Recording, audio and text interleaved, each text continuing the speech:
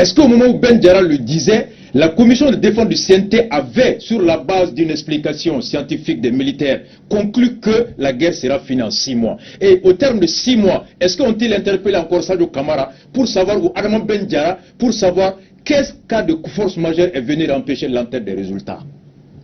C'est ça, un représentant du CNT. C'est ça, être un citoyen conscient de sa mission et qui mérite son impôt. Ça, c'est ce qu'on attendait. Malheureusement, ils ne sont pas venus. Mais je sais qu'ils se préparent. D'autant que Suleiman, qui devait être là, faisait partie de ceux qui ont interpellé le ministre de l'énergie, Lamine, par rapport aux coupures interspectives des courants d'électricité, par rapport à la cherté de l'électricité. J'aurais aimé le demander, mais je ne l'ai pas vu interpeller Sadio Kamara.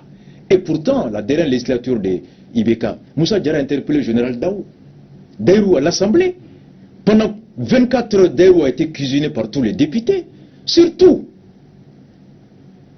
Et j'aimerais qu'on me dise quel type de contrôle autorise le gestionnaire de tout dépenser, c'est après venir rendre compte. Le ministre de la Défense sur la télévision nationale a dit, sur la question combien coûtent ces équipements, il dit non, c'est quand on aura acquis le dernier lot qu'on dira combien on les a payés. Et Shogel, devant le CNT, il a eu à leur dire que lui, cette histoire d'équipement et son budget là, c'est une affaire de militaires. On va essayer de vous un peu. Moi, malheureusement, les membres du CNT, ils ne sont pas venus. Par rapport à la question de représentativité. Et s'il y a urgence de faire des élections? Il y a urgence. L'élection la plus urgente pour réparer ce déficit de représentativité, pour réparer cette conséquence de rupture diplomatique et relationnelle avec la communauté internationale, pour sortir de l'autarcie, la seule élection dont le fait peut acter cela, c'est l'élection présidentielle. Parce que c'est la seule qui permet d'élire la première institution de la République du Mali, qui est la personne du président. Il est le seul qui est élu au suffrage universel direct par tous les Maliens. Contrairement au maire qui est élu au suffrage universel direct par les populations de sa circonscription, aux députés par les circonscriptions de la circonscription, mais tous les Maliens en âge de voter, il est la seule personne dont tout le monde participe à l'élection directement. D'où l'élection du président la plus urgente. D'où l'élection du président la plus urgente.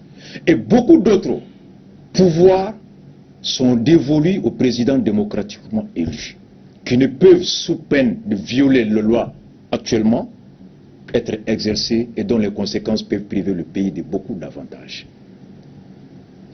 Donc, la seule élection aujourd'hui, sinon la seconde élection, qui me paraît très primordiale, ça c'est l'élection des maires. La démocratie, c'est à la base.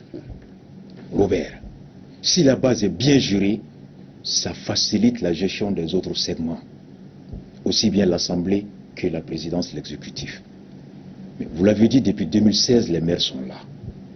Ceux qui sont à leur premier mandat.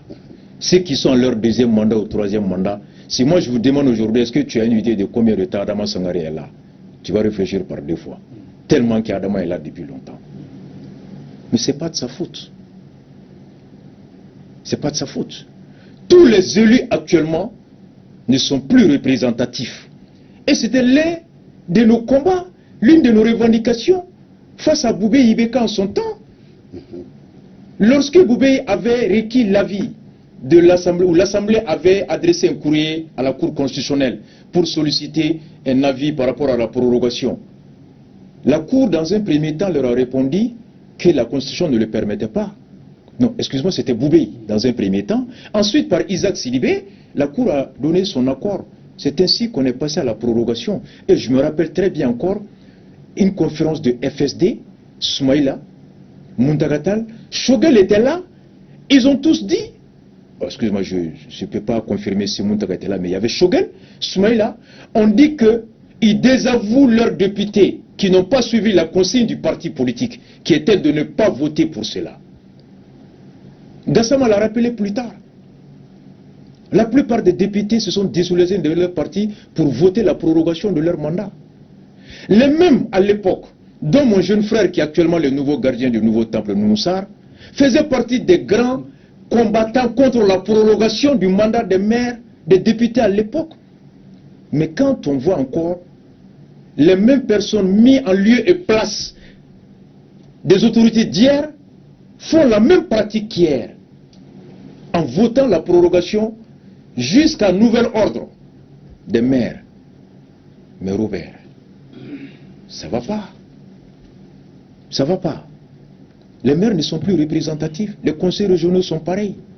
Mais l'urgence aujourd'hui, compte tenu du contexte, c'est de tenir l'élection législative et présidentielle, qui peuvent être couplées selon certains, pour économiser pour des raisons budgétaires, pour des raisons pratiques. Il y a par exemple Songo, l'expert électoral de la Synergie, le propose comme, entre autres comme solution. Mais l'élection la plus primordiale, la plus urgente, ça c'est l'élection du président, pour beaucoup de raisons. Vous voyez, Clément, c'est mieux. Il y a beaucoup de pays dont la loi leur interdit de collaborer avec des régimes non issus d'élections. Les États-Unis, c'est leur cas. Canada, c'est pareil. Donc, même si nous avions des relations avec ces pays, ou si aujourd'hui se présente une opportunité dans ces pays pour des pays comme le nôtre, nous ne pouvons pas prétendre du fait que nous ne sommes plus dans la légalité. Et ils ne vont pas nous attendre. Certains pays vont profiter à notre place. Or, comme Clément l'a dit, la crise à laquelle nous faisons face est multidimensionnelle, multisectorielle. La solution n'est pas que tout militaire. Il y a le volet, il a parlé du déploiement de l'État à travers ses services sociaux de base. Même on a vu il n'y a pas 3 semaines, même pour le transport des policiers de Gao à Menaka, il a fallu munissement. L'incendie au marché de Gao, il a fallu l'apport de sapeurs-pompiers de la munissement. Il y a moins d'un an, la colère des populations de Mopti par rapport à la question de l'accès à l'eau, après une mise en demeure du préfet de Mopti au gouverneur pour prendre des mesures d'urgence auprès de la SOMAGEP afin qu'il n'y ait pas de rupture d'eau, malgré cela, il y a eu rupture d'eau, il a fallu l'apport, l'assistance de la munissement à plus de 10 000 litres d'eau. On n'en a pas. L'électricité, on n'en parle pas. Donc, tout cela nécessite de l'argent dont on n'a pas. Donc, on ne peut pas aujourd'hui prétendre avoir la solution à régler ce problème que par les seuls militaires en occultant les autres aspects. D'où de passer par l'élection qui va nous permettre de faciliter l'accès aux solutions, nous permettant aussi de faire face aux autres pans de la solution. Donc l'élection présidentielle aujourd'hui est celle qui est la plus urgente, la plus responsable et la plus objective. Pour celui qui a conscience de la réalité du pays, pour celui qui a souci de la situation de souffrance du pays, pour celui qui a souci du bonheur du peuple malien, il doit être capable, fût-il au prix de sa vie, fût-il au prix de ses avantages matériaux, se sacrifier pour le bonheur du peuple. C'est là l'indicateur d'évaluation d'un grand homme. Et c'est à cela que nous invitons les autorités à s'inscrire. D'accord. Alors, professeur Clément, il y a insécurité, vous l'avez dit, hein, et en vous écoutant quand même, on n'a pas l'impression qu'il y a de mieux dans cette affaire. Or, le suffrage, il est universel et il est direct. Comment tenir des élections libres, crédibles et transparentes dans ces conditions-là? Au-delà de la question sécuritaire, vous posez la question, qu'est-ce qui est urgent? Oui. Ben, tout est urgent au Mali, M. Robert, tout est urgent. Dites-moi quelque chose qui n'est pas urgent dans ce pays. Arasva disait tout à l'heure le nombre d'écoles fermées. Ça correspond à 1 million d'enfants maliens qui ne vont plus à l'école. 1 million d'enfants maliens qui ne vont plus à l'école. Pas parce qu'ils n'ont pas été inscrits à l'école, parce qu'ils sont incapables, empêchés d'aller à l'école. Tu vas en classe, tu laisses ta tête dans la classe. Il y a 3 millions de Maliens qui sont menacés de faim. Programme alimentaire mondial, le dernier chiffre qui est sorti donne exactement 3 642 000 Maliens menacés de faim. Les mois qui suivent sont encore, le tableau est plus sombre. Ça va être encore très difficile de tenir. Nous avons aujourd'hui un déficit budgétaire de 800 milliards de francs CFA, ce qui manque dans notre caisse. Nous avons les hôpitaux, les deux grands hôpitaux universitaires, Pongé et Gabriel Touré, sont en grève dans ce pays. Grève illimitée. Tout devient urgent. La crise sociale, le dialogue social, la crise politique, la crise économique, le pouvoir d'achat. Aujourd'hui, tous les Maliens qui gagnaient 10 000 francs, aujourd'hui ne gagnent plus 1000 francs CFA. Qu'est-ce qui est urgent? Tout est urgent. À cela s'ajoute l'insécurité, à cela s'ajoute le mensonge, à cela s'ajoute la propagande, à cela s'ajoute l'isolement total du Mali, à cela s'ajoute tout ce que tu peux imaginer, tout est urgent au Mali. Maintenant, ce qui est dans cette cratophonie ambiante qu'il faut tenir, c'est que le premier scrutin, selon le chronogramme, c'est dans 2 semaines. Robert, dans 2 semaines, tous les Maliens doivent être appelés aux urnes pour voter le référendum pour la nouvelle constitution. J'aimerais bien que quelqu'un me regarde et quelqu'un qui peut sortir, je lance un défi et je jure que si le 19 mars prochain, le scrutin est lieu sur le territoire malien pour voter la constitution malienne, je renoncerai à parler du Mali publiquement à vie. Ce n'est pas possible. Revenons sur la situation même de ces pays. Robert, actuellement, on est en train de distribuer les cartes biométriques. Je reviendrai sur le problème là-dessus.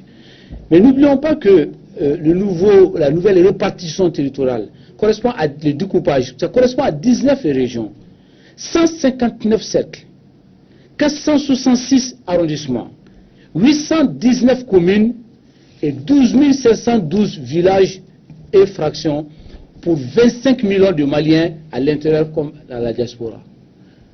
On doit, si on respecte la Constitution, le vote est un droit constitutionnel au Mali. Donc ça fait partie du droit fondamental, inviolable pour un Malien. Comment on peut donner la carte biométrique, ne serait-ce que les 5 millions dont on parle, aujourd'hui c'est beaucoup plus que ça, 25 millions de Maliens qui doivent obtenir les cartes biométriques dans 2 semaines pour aller voter le référendum, la Constitution. Il faut qu'on nous amène sur une autre planète qui n'est plus la Terre pour appeler les extraterrestres à se mettre dans la distribution de ces cartes biométriques dont le décret dit que ça sera la carte électorale, la carte d'électeur. Ça n'est pas possible. Mais ce qui est grave encore, c'est que je prends un cas aujourd'hui, au Mozambique, en Côte d'Ivoire, où j'ai reçu des témoignages qui disent qu'il faut sortir à 1h du matin pour venir faire le rang devant l'ambassade et retourner chez toi à 11h pour ne pas être enrôlé pour la carte biométrique. Je te parle bien de la future carte électorale. Les Maliens résidant dans ces pays. Dans ces pays-là. Okay. Maintenant, pour les cas, je prends un autre cas à Bamako, les 2 extrêmes. Dans ma commune 1, 6e arrondissement, il y a 4 agents. Bankoni, qui est mon quartier, est une population de plus de 120 000 habitants. Bankoni seulement. Il faut ajouter Korofina, il faut ajouter Fadjigila, il faut ajouter Nafadji, il faut ajouter Doumazana, Djilibou, etc., etc. On se retrouve tous à peu près 237 000 habitants pour 4 agents qui travaillent lundi, mardi, mercredi, jeudi, ils arrêtent parce que le vendredi, ils doivent aller déposer la base de données. Le samedi, dimanche, ils travaillent. 4 personnes pour enrouler 247 000 personnes. Dans 2 semaines, le premier scrutin aura lieu, qui est la Constitution. Ça n'est tout simplement pas possible. On n'a pas besoin d'inventer la roue. On n'a pas besoin de connaître la relativité d'Einstein pour dire que nous sommes déjà dans l'échec. Sans parler de la carte Nina. Parce que cette carte électorale, on exige aux gens d'aller réviser, d'aller s'identifier sur la base de données de la carte Nina, qui est déjà une fausse base de données, qui est déjà un échec d'avance. Mais on demande, non, ce n'est pas grave, nous sommes dans l'échec, mais allez-y avec l'échec. Parce que nous, on va faire toujours de nouvelles choses avec les mauvaises choses qui se sont déjà passées. L'espérance ne nous sert pas, la mauvaise espérance ne nous sert pas, mais allons-y encore, parce que c'est notre nature d'aller toujours dans l'erreur et de commettre les erreurs et de reprendre toujours le perpétuel recommencement à la malienne. Robert, nous sommes en train de faire la nouvelle carte électorale avec des mauvaises cartes Nina. Les plus malchanceux, ceux qui n'ont rien compris, qui ont des erreurs sur la carte Nina, vont aller s'enrouler avec les mêmes erreurs. Si tu t'appelles... Vous savez, mon petit frère, il a une carte Nina, il est né en 1870. Il est quand même né en 1870. J'ai un petit frère qui, depuis 2019, cherche à modifier. Et devant des agents qui ne comprennent pas que quelqu'un qui est né vers les années 80 ne peut pas tenir en 1870, mais ils sont là toujours à dire qu'on va corriger. Depuis 2019, des millions de Maliens cherchent à rectifier la carte Nina. Des gens qui n'ont pas eu les passeports, des gens qui ont perdu le boulot à l'extérieur du Mali, des gens qui ont été expulsés, qui n'ont pas pu renouveler les cartes de séjour, qui n'ont pas eu du travail, mais qui sont aujourd'hui dans le pétrin, dans toutes les difficultés à l'étranger. On demande à ces gens d'aller avec la même carte Nina, d'erreurs, bourrée d'erreurs, de problèmes, pour aller faire une carte biométrique dont cette erreur va les suivre jusque dans la tombe, même après leur mort. Mais je n'ai pas fini de vous surprendre, M. Robert, parce que je vois votre regard de déception continuant. Et je termine là-dessus.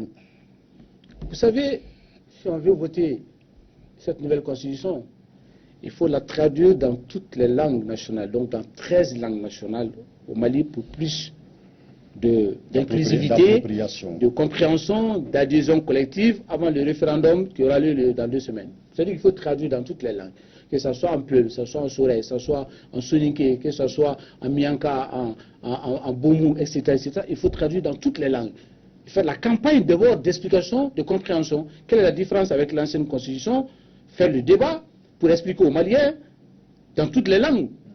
Pas seulement en français. Même si le français c'est la langue du travail qui est la langue officielle par procuration, ce n'est pas le débat. Mais il faut aller quand même expliquer à tous les Maliens, dans les fractions, il faut aller dans les 12 712 villages, il faut aller dans les 466 arrondissements, il faut aller dans les 819 communes, il faut aller dans les 159 sectes, il faut aller dans les 19 régions pour expliquer à ces 25 millions de Maliens, et dans 2 semaines on va aller au référendum. Mais ce qui est grave, si on bouge le 19 mars, c'est là où vous allez comprendre qu'on est déjà dans l'échec. On bouge le 19, ça veut dire que l'autre chronogramme est caduc. Voilà le grand problème aujourd'hui face auquel nous sommes.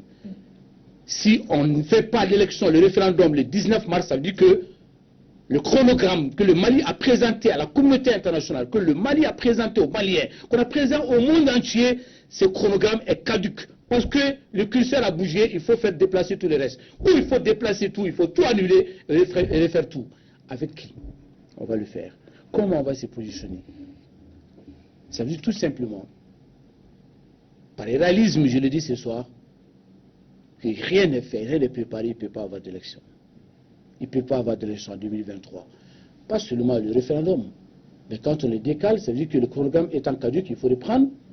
Mais en juin, normalement, si je ne me trompe pas, il faut qu'on appelle au municipal. Et en octobre, il faut aller à la députée, etc., etc. Mais ce n'est pas possible, M. Robert. Et finalement, si on doit prendre une seule élection, selon vous, laquelle est primordiale pour Rasbach, la présidentielle, et pour vous? Ça veut dire tout simplement qu'il faut maintenant se préparer. On a 1 an devant nous pour aller aux élections présidentielles.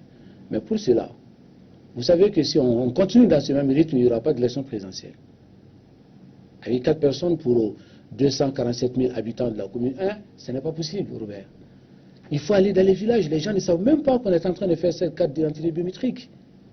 Je vous ai dit tout à l'heure que demain matin, allez-y devant l'ambassade, le consulat du Mali à Abidjan, vous allez voir le rang. Dans ma commune, demain matin, il faut aller au 6e arrondissement, mais dans quelques heures, il faut commencer à faire le rang pour passer à 11 h demain. Comme si les gens n'ont pas d'autre chose à faire que d'aller s'enrouler. Donc techniquement, le moyen technique n'est pas là. La préparation technique n'est pas là. Le temps matériel ne permettant pas, je ne crois même pas à l'élection présidentielle du 4 février 2024. Et pour cause que nous sommes déjà mal partis. Pour ne pas reprendre René Dumont, l'Afrique étant mal partie. Les élections maliennes sont très mal engagées. Une dernière question qui est une question plateau. Ouras Bach. Oui aux élections, mais pas aux élections bâclées. Les Maliens disent pas d'élections bâclées. Alors, oui à la sécurité, minimum aussi pour tenir les élections, mais à quand cette sécurité minimum voilà, qu'on cherche? Alors du coup, la problématique est très très compliquée. Voilà, une situation très difficile à résoudre. Mais tout compte fait, Si en février 2024, on n'arrive pas à faire la présidentielle, à quoi devons-nous nous attendre? Et surtout, que devons-nous commencer à faire dès maintenant? Merci Robert. Question pour vous deux, et c'est la dernière question. Ça marche. Vous savez, Clément a soulevé beaucoup de points. Les élections, en l'état de l'insécurité, comment on peut le faire? Ouais.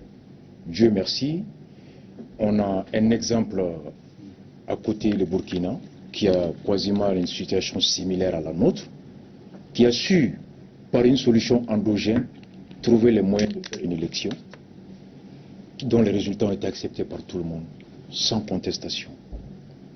Et c'est sur votre plateau que Moussa Mara l'a bien rappelé, le cas burkinabé, au temps de Roch Christian Kabore, deuxième mandat. Il a fait appel à la classe politique, il leur a présenté la carte électorale, enfin la carte sécuritaire du pays. Et ils ont convenu, là où il y a plus de monde, de faire les élections là-bas. Là où ce n'est pas possible, tout le monde y renonce et ça n'a causé aucun souci. C'était une solution pragmatique. D'accord? Et sur le même plateau, ici, je ne sais pas si c'est dans la même émission ou une autre, Moussa Mara nous a démontré que c'est vrai, on est un territoire vaste, mais la densité démographique est consacrée dans les capitales régionales des villes. Et que toutes les capitales régionales sont sous le contrôle de l'État.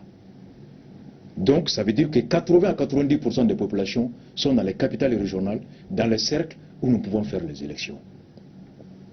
Donc, si c'est les hommes qui votent, alors là où les hommes sont, il faut organiser les conditions pour qu'ils puissent voter là-bas. Moussa Mara a démontré territorialement. Donc, le cas burkinabé et cet argument démographique, avec la volonté politique, le consensus, il est possible d'avoir une solution si on veut aller. Mais notre cas est très très problématique.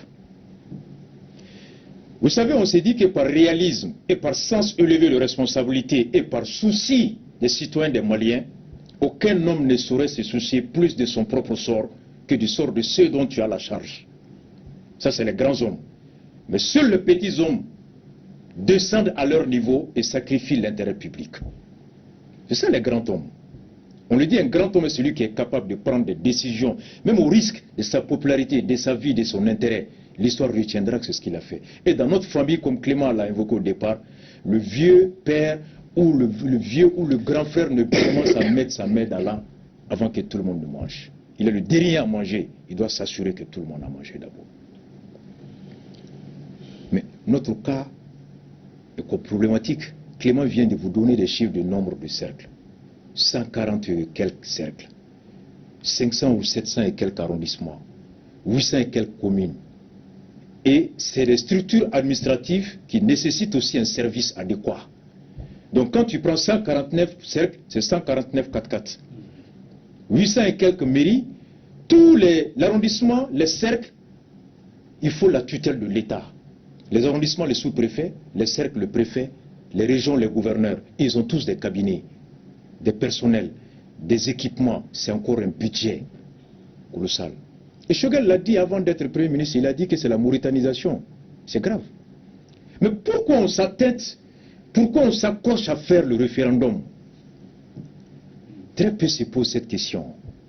Robert, le référendum tant revendiqué, le référendum pour lequel on est prêt à tout pour le réaliser, à mon avis, il tient moins aux réformes institutionnelles officiellement brandies que le souci de garantir sa sécurité ou une immunité après le pouvoir. Pour moi, l'intention officieuse, le mobile officieux, l'objectif officieux des tenants ou des auteurs de ce référendum, malgré toutes les contestations là, tient à deux choses. Et le premier élément ressorti dans le projet, l'article 148, tous les faits antérieurs à la présente constitution ne peuvent plus faire l'objet de poursuites, qui est précisé de l'article 187, qui dit que le coup d'État est un crime imprescriptible, mais l'article qui suit, ça veut dire que tous les coups d'État qui ont eu lieu ne peuvent plus être punis. Pour la première fois que je vois dans une constitution, ça traduit l'inquiétude, ça traduit les soucis des auteurs du coup d'État de se garantir une immunité.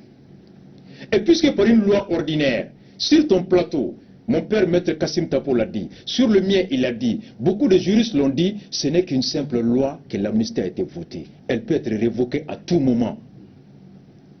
Donc je me dis qu'ils ont dû prendre conscience de ça, que pour empêcher toute éventuelle abrogation de la loi d'amnistie et l'ouverture d'un procès, il faut la constitutionnaliser, dont la révision est très compliquée.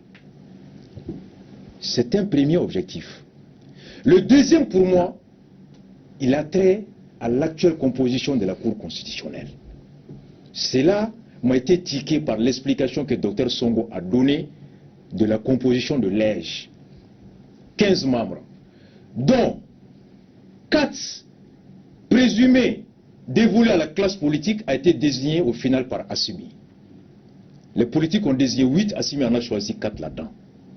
La société civile, selon la loi qui a droit à 3, a été appelée à fournir les noms de 6 personnes et Assimi en a choisi parmi les 6 3. Le même mode comme au CNT. Donc c'est lui qui a fini aussi par choisir les 3, ce qui fait 7. Plus les 3 que lui, la loi lui donne. Donc sur les 15, Assimi seul a choisi à peu près 10. Les 4 des politiques, les 3 de la société civile et ses propres lois. Donc sur les 15 membres de l'EJ, Assimi contrôle 10 sont été nommés par le fait de Assimi Goïta. Et l'élection doit se conclure au niveau de la Cour constitutionnelle, dont les actuels membres n'ont pas été nommés par les autorités. Ils ont été nommés sous le régime de Ibeka. Particulièrement quand Tapo était ministre de la Justice. Mon avocat et mon ami maître Malik Djibrila est parti au nom de l'Assemblée nationale de Moussa Timini. L'actuel président, c'est les hommes qui Kassim Tapo a nommés. Donc ils n'ont pas nommé ces hommes. Ils n'ont pas le contrôle de ces hommes. Les actuels membres de la Cour constitutionnelle sont les membres nommés par l'ancien régime. Et c'est eux qui ont le dernier mot, Robert. Il faut lire entre les lignes. Autant ils ne veulent pas prendre le risque avec aucune loi pour se voir être poursuivis demain, ils ne veulent prendre le risque avec l'actuelle constitution parce que ça peut venir en plan B. Si le plan A, qui est de mettre Assimi candidat, ne passe pas, il faut alors un candidat qui va soutenir et il faut s'assurer par tous les moyens que le résultat qui va être issu ne puisse pas être retoqué. Surtout que la récente sortie du président de la Cour constitutionnelle pour confirmer ce que tu avais dit qu'on n'a pas d'argent est un signal fort. Le cas au Mali est très compliqué. Si on veut faire les élections, voici les trucs. Mais ici, la solution, donc pour moi, s'il y a élection, quoi qu'il arrive, il faut s'attendre qu'il y aurait le référendum et la présidentielle. L'objectif, pour moi, de la révision constitutionnelle n'est pas de renforcer le processus électoral, n'est pas de renforcer les institutions, n'est pas de renforcer la démocratie. Rien qu'à lire les contenus, on n'a plus à renforcer les pouvoirs. Mais l'objectif est plutôt dans ce qui est la motivation des auteurs du coup d'État.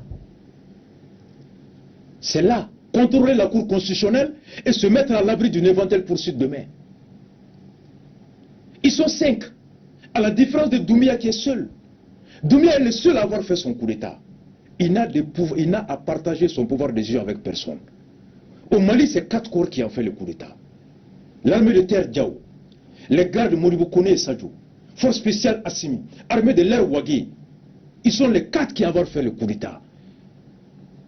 C'est pourquoi on a un serpent à 4 têtes. Personne n'a le pouvoir absolu. Et parmi les 5, tu peux trouver 2 qui ont bien géré, 3 se soucient de leur sort. Dieu seul ne sait pas. Et à l'interne, c'est comme ça, Robert. Au Burkina Faso, Traoré est le seul à avoir fait son coup d'État. Donc ils n'ont à partager avec personne. Donc aujourd'hui, faire les élections, à mon avis, c'est la solution. Il faut qu'on puisse expliquer techniquement, juridiquement et scientifiquement que c'est la seule voie. Le fait de ne pas le faire, comme vous l'avez dit, le risque de ne pas le faire, j'en aurais terminé. Si par malheur que Dieu nous en préserve, nous ne parvenons pas à organiser les élections à la date convenue, Clément l'a évoqué. Mais quel argument au plan national on peut devoir encore fournir au peuple? Le report du premier délai a été justifié par le fait que le peuple n'a pas été consulté. On a 5 maladies. CEDEAO veut nous administrer un remède pour quelqu'un qui a atteint de 5 maladies différentes. Nous sommes un peuple souverain. Personne ne va raser notre tête à notre place. Il faut que le peuple se réunisse, que le peuple décide. C'est ce qu'on a dit comme argument. Le peuple s'est décidé. Ils sont sortis. Ils ont convenu. Ils ont dit voici ce qu'on a négocié. Assimi est même sorti avant CEDEAO dire que c'est 2 ans, j'ai décidé. Et si ce 2 ans n'est pas respecté, quel argument au plan local tu peux encore fournir? Avec un contexte économiquement à terre. La question d'engrais. Depuis combien de temps Moussa Mara, Clément Rose tire sur la sonnette d'alarme? Quel argument tu vas dire? Sur le plan international, qu'est-ce que tu peux dire? Tu vas aller donner quelle explication à qui? Donc, le salut et du peuple et des actuelles autorités est d'organiser les élections. D'organiser les élections, rien n'est perdu, rien n'est tard, mais se convaincre que je peux braver la communauté internationale. Maintenant, c'est à voir quels sont les ressorts dont tu disposes au plan local. Tout ce qui a été promis au soir du coup d'État s'est avéré par la suite du pipeau. On a un plan de riposte. Par la suite, Choguel a été demandé au CNT, il dit que le plan c'est Assimi qui l'a, lui, il ne sait pas. Docteur Maïga CNT, c'est Djoliba Télévé dit que le plan il l'a appris avec Choguel. Personne n'avait le plan. Personne n'a reçu une subvention, ni les opérateurs économiques. Personne n'a reçu un plan. Maintenant, s'il y a un second embargo, tu vas expliquer quoi à qui? Et d'autant que pendant le premier embargo, personne n'a eu le réflexe de réduire son salaire d'1 franc. Personne n'a eu le réflexe de réduire le budget de fonctionnement de chez soi. Au contraire, on a vu des budgets monter. Mais tu vas expliquer quoi? D'accord. Voici un peu ce qui fait peur avec tout ce qu'il y a. Pour moi, il faut qu'on aille aux élections.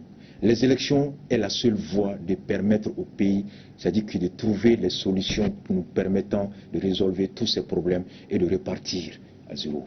Puisse Dieu inspirer les autorités et les Maliens à aller dans ce sens-là. Merci Robert d'avoir accepté notre invitation, professeur Clément. Moi, je comprends beaucoup les inquiétudes de Arasbat. Pour un démocrate, c'est ainsi. Mais comme nous sommes dans une situation exceptionnelle, dans la réalité inversée, moi, je crois qu'il ne peut pas avoir d'élection. Et je l'ai dit, le temps matériel, techniquement, on est dans le plus. Ce n'est pas possible. En tout cas, le rythme dans lequel nous sommes, la façon dont les choses, ce n'est pas possible de faire les élections. Maintenant, cette responsabilité, si on ne le fait pas, sera partagée, non pas seulement les Assimi, mais ce soir, de façon la plus courageuse possible, j'interpelle la classe politique malienne qui est en train de faillir à sa responsabilité. Je ne comprends pas les hommes politiques de ce pays.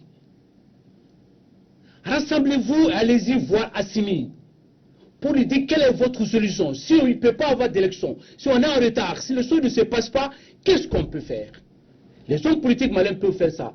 Au lieu de rester dans les salons, pour attendre peut-être que Assimi va me passer le ballon, peut-être qu'il va m'appeler pour registrer son candidat. Il ne faut pas que je dise certaines choses, il ne faut pas que je fasse des déclarations. Nous sommes dans ce petit calcul, dans ce pays, et personne n'est capable de prendre son courage à main et dire, bon écoutez, le 19 mars, on ne peut pas faire les élections. Maintenant, si on ne peut pas faire les élections, est-ce que le chronogramme, c'est la caduque? Est-ce qu'on va décaler? Qu'est-ce qu'on fait? Comment on doit faire? Qu'est-ce qu'on doit dire à la communauté internationale? Qu'est-ce qu'on doit dire au peuple malien?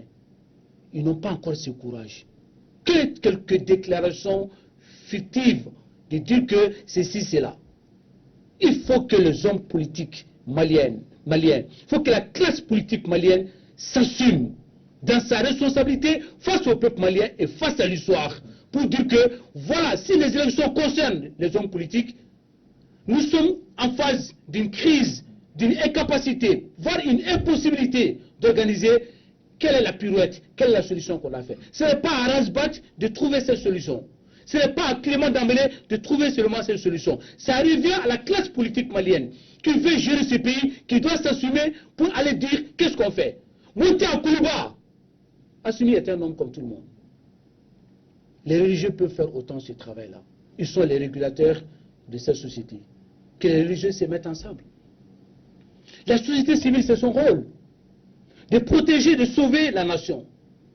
Si on ne fait pas les élections, qu'il y a encore d'autres embargos, ce n'est pas que Assimi, Sadio, Moribo connaît, ce n'est pas que Malik Diaw, c'est tout le peuple malien. C'est là où j'interpelle ce peuple. C'est là où je me dis qu'il y a des grandes personnalités dans ce peuple, sur le plan politique, sur le plan religieux, la société civile. Qu'est-ce qui les empêche de se réunir pour dire, voilà, nous réfléchissons, il faut qu'on trouve la solution. Si on peut faire les élections, qu'est-ce qu'on doit faire? Qu'est-ce qu'on doit accélérer rapidement? Sur quoi on doit appuyer pour aller plus vite? Si on ne peut pas faire les élections, Assimi, on est venu te voir, voilà notre solution sur la table, il faut l'appliquer. Ça, c'est l'ensemble des classes politiques maliennes, l'ensemble de la société civile, l'ensemble des religieux. Nous avons décidé qu'il faut faire comme ça. Nous soutenons la transition, mais sur le principe de la vérité, sur le principe de la transparence. Et non la du pays. Qu'il s'assume. C'est ça qui manque dans ce pays. Ce courage de s'assumer face à l'histoire, ce courage de s'assumer face au peuple. C'est cette malicité d'abandonner le peuple malien à son sort. C'est ce qui est dangereux. Et ce n'est pas la faute à Assimi. Ce n'est pas la faute à Sadio.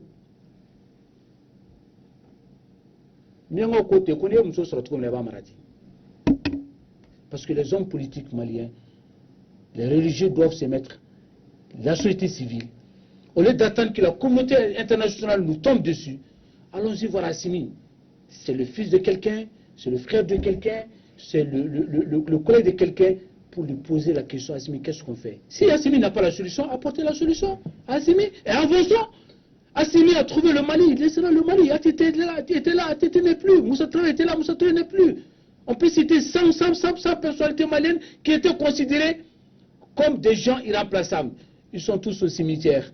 Assimi passera, Clément passera, Robert, toi-même tu passeras, Rasbat passera un jour, le Mali va rester. Sauvons ce Mali. Et la solution, elle est malienne. Le problème malien, la solution, elle est malienne. On n'est pas capable dans ce pays d'avoir le courage de dire la vérité. Quand bien même tu dis cette vérité souvent, tu es taxé d'apatride, tu es taxé, on insulte ton père et ta mère. Nous, nous allons continuer à le dire, que cela plaise ou pas. Disons la vérité. Disons la vérité parce que Dieu s'appelle vérité. D'accord. Merci, professeur Clément, d'avoir accepté notre invitation.